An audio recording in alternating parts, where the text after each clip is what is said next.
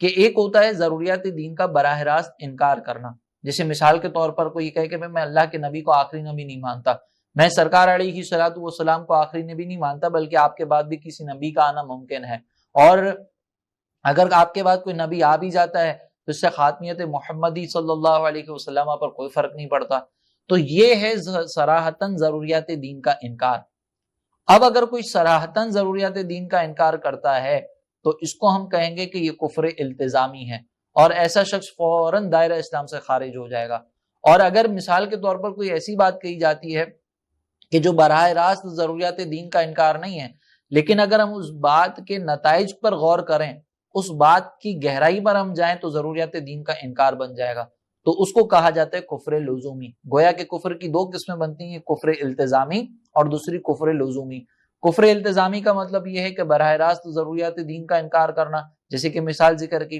اور کفر لزومی یہ ہے کہ کوئی ایسی بات کہنا کہ جس کا نتیجہ ضروریات دین کا انکار بنتا ہو۔ جیسے مثال کے طور پر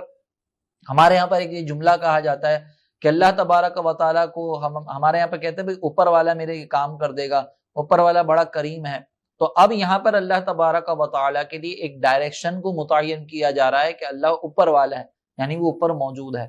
تو اب یہ اللہ تعالیٰ کو اوپر والا کہنا، یہ اللہ تبارک و تعالیٰ کے لیے ڈائریکشن کو ثابت کر رہا ہے، اور جو چیز ڈائریکشن کے اندر ہوتی ہے وہ ایک جسم رکھتی ہے، اور جو چیز جسم رکھتی ہے، جس ذات کا کوئی جسم ہو، جسم کا مطلب یہ کہ جو ایک مکان کے اندر سما سکے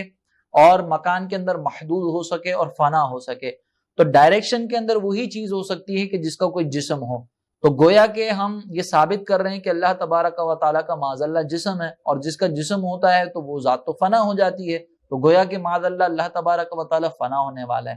تو اب یہ جملہ اگر دیکھا جائے تو براہ راست اس جملے کو کہنے والا یہ ذہن میں نہیں رکھتا کہ اللہ تعالیٰ معاذ اللہ فنا ہونے والا ہے، وہ اس کا نظریہ نہیں ہوتا، تو گویا کہ وہ براہ راست اللہ تبارک و تعالیٰ کے فنا ہونے کا عقیدہ نہیں رکھتا، لیکن اس نے ایک ایسی بات کہی ہے کہ اگر اس بات کے نتائج پر غور کیا جائے تو یہ اللہ تبارک و تعالیٰ کے فنا ہونے پر ایک گویا کہ دلالت کر رہا ہے۔ لہٰذا ایسے جملے کو پھر کفر لزومی کہا جاتا ہے۔ کفر التزامی کا مرتکب جو ہے وہ فوراً دائرہ اسلام سے خارج ہوتا ہے، وہ مرتد کہلاتا ہے، اس کے تمام نیک اعمال برباد ہو جاتے ہیں، اس پر کلمہ پڑھ کر اپنے سابقہ عقیدے سے جو کفر یا عقیدہ ہے اس سے توبہ کرنا لازم ہوتا ہے، تجدید نکاح اس پر لازم ہو جاتا ہے کہ اس کی زوجہ فوراً دائرہ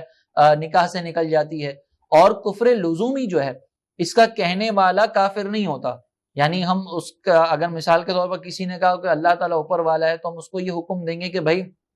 تم نے جو یہ جملہ کہا ہے یہ جملہ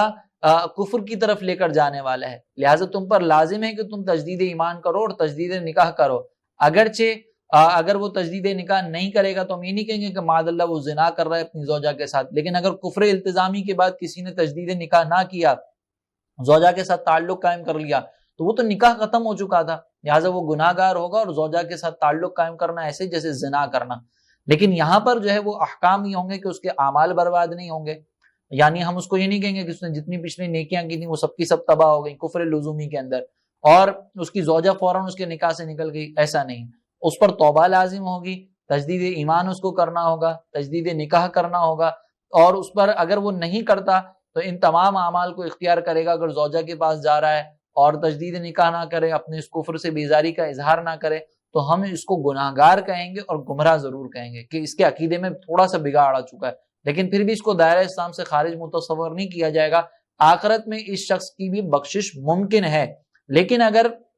یہ شخص جو کفر التزامی جس نے اختیار کیا اور اسی حال کے اندر مر گیا تو اس کی بخشش بھی ممکن نہیں ہے، اور یہ اگر اس حال میں مر جائے کہ کفر لزومی کا ارتکاب کیا تو اور اسی حال میں فوت ہو گیا تو اس کی بخشش ممکن ہے، اس کا جنازہ بھی پڑھا جائے گا، اور بہرحال اس کے لیے دعائے مغفرت بھی کر سکتے ہیں، جبکہ دوسرا اگر شخص ہے تو اس کے لیے دعائے مغفرت بھی نہیں کی جا سکتی۔ تو خلاصہ کلام یہ ہے کہ کفر جو ہے اس کا تعلق یہ ہے کہ اگر کوئی شخص ضروریات دین کا انکار کرتا ہے تو وہ ضروریات دین کا انکار اس کو کفر کے اندر مبتلا کر دے گا، اور اگر ضروریات دین کے علاوہ کسی اور چیز کا انکار کرتا ہے تو وہ دائرہ اسلام سے خارج نہیں ہوگا۔ بہرحال اگر کوئی صراحتاً ضروریات دین کا انکار کرے گا تو وہ مرتد کہلائے گا، اس کی زوجہ اس کے نکاح سے نکل جائے گی، اس کے پچھلے تمام اعمال برباد ہو جائیں گے، اور اس کا یہ کفر التزامی کہلائے گا۔ اس پر لازم ہے کہ وہ تجدید ایمان بھی کرے، تجدید نکاح بھی کرے، اور اگر اسی حال میں فوت ہو گیا تو اس کو مسلمانوں کے قبرستان میں دفنانا بھی جائز نہیں، اس کے ساتھ نکاح کے وغیرہ کے معاملات بھی جائز نہیں ہوں گے، اور نہ اس کے لیے دعائے مغفرت کی جا سکتی ہے۔ اور اگر براہ راست ضروریات دین کا انکار نہیں کیا بلکہ کوئی ایسا جملہ کہا کہ جس کا نتیجہ ضروریات دین کا انکار بنتا ہے، تو گناہ گار یہ بھی شخص ہوگا، اس کو بھی حکم دیا جائے گا کہ تجدید ایمان کرے، تجدید نکاح کرے۔ لیکن اگر وہ اسی حال میں مر گیا تو اس صورت میں پھر اس کے لیے دعائیں مغفرت بھی کر سکتے ہیں، اس کو مسلمانوں کے قبرستان میں بھی دفنائیں گے، زوجہ بھی اس کے نکاح میں ہی موجود ہوگی، یعنی ورثہ وغیرہ سب اس کو دیا جائے گا اس کی زوجہ کو اس کے فوت ہونے کے بعد۔ لیکن بہرحال یہ شخص پھر گناہ گار ہوگا، اس کی مغفرت ممکن ہے کہ آخرت میں اللہ تبارک و تعالیٰ اس کو بخش دے، لیکن کفر التزامی والے کی مغفرت ممکن نہیں ہے۔